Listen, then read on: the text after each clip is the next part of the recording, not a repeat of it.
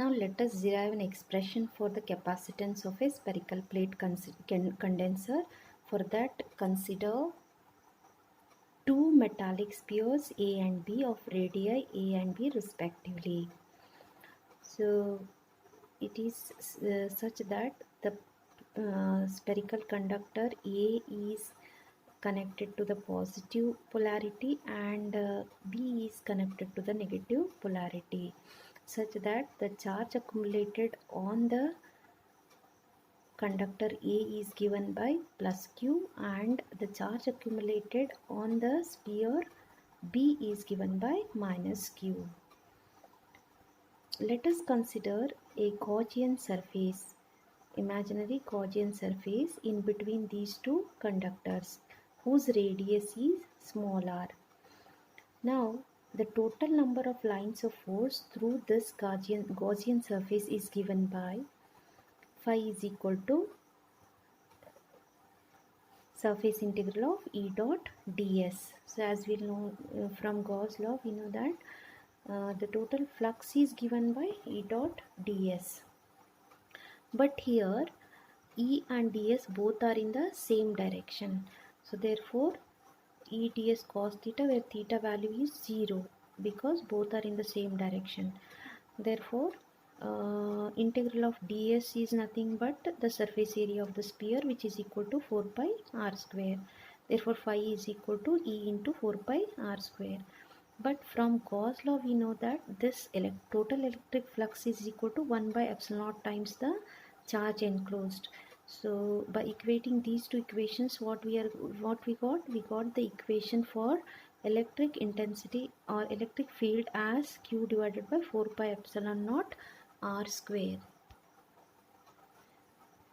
We also know that potential is expressed as line integral of electric field. Therefore V is equal to minus E dot dr within the limits B to A. So here we have considered the two spheres.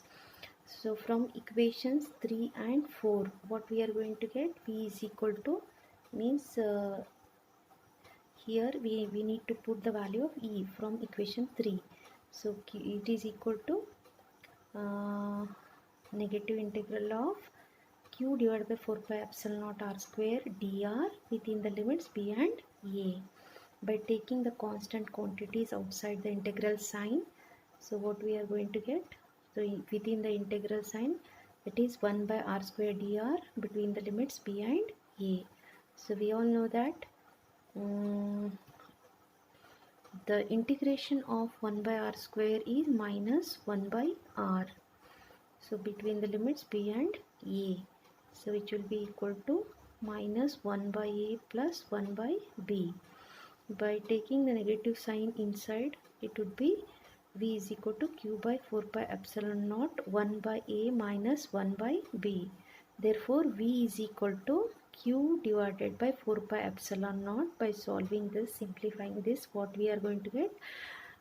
B minus A divided by AB. So therefore the capacitance, so here we got the expression for V, but the capacitance is Q by V.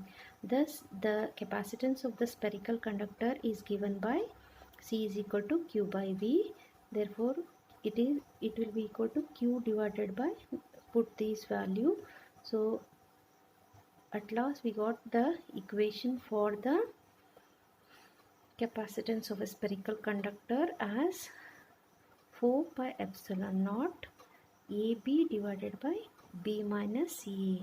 So where A and B are the radii of both the spherical conductors. So this is all about capacitance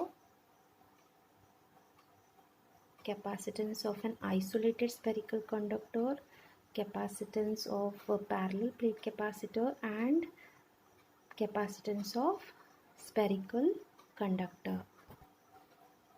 Now next, let us find out an expression for energy stored in capacitor.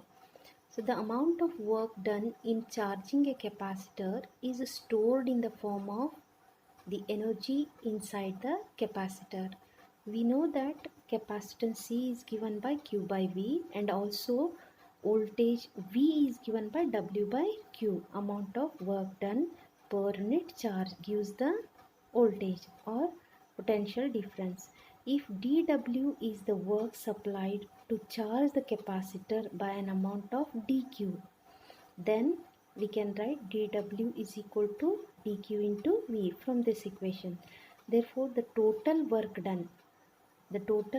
done supplied to charge the capacitor by Q is given by, so which we got by integrating this one.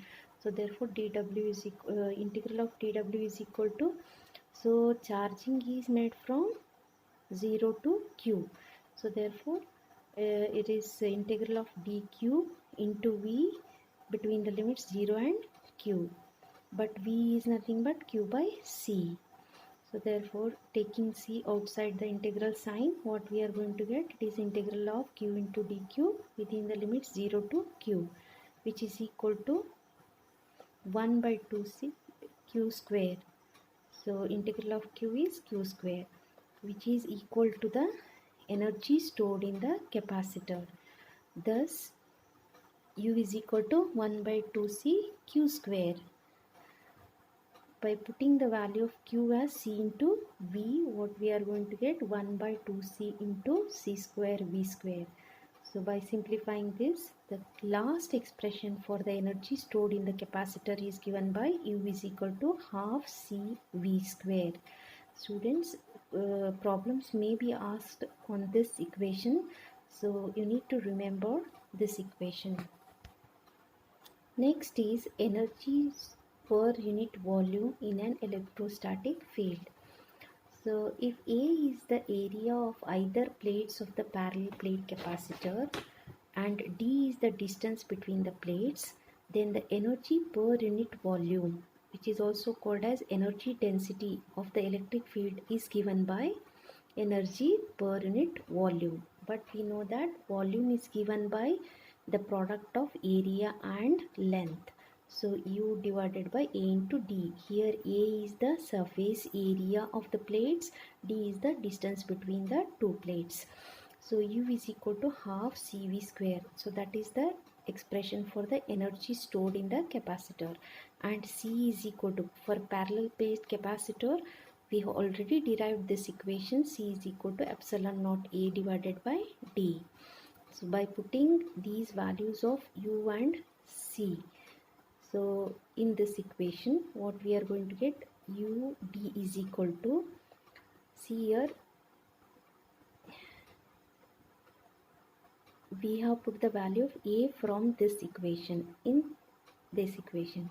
So UD is equal to half CV square divided by C into D by epsilon naught into D. By solving this, what is the final expression which we are going to get? UD is equal to half epsilon naught E square, because here E is equal to V by D.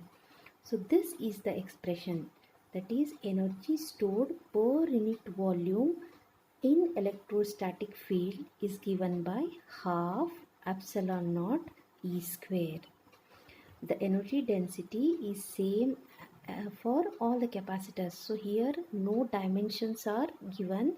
So this energy density stored does not depend upon the shape of the capacitor.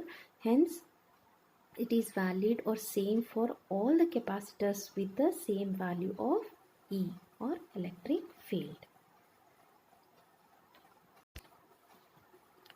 So under the heading of capacitor, what we have learnt? We have learnt about the definition of the capacitor, capacitance of isolated spherical condenser, and then capacitance of parallel plate condenser or capacitor, and then we derived the expression for capacitance of spherical conductor, and we have also derived the expression for energy stored in the capacitor as well as the energy density in an electrostatic field.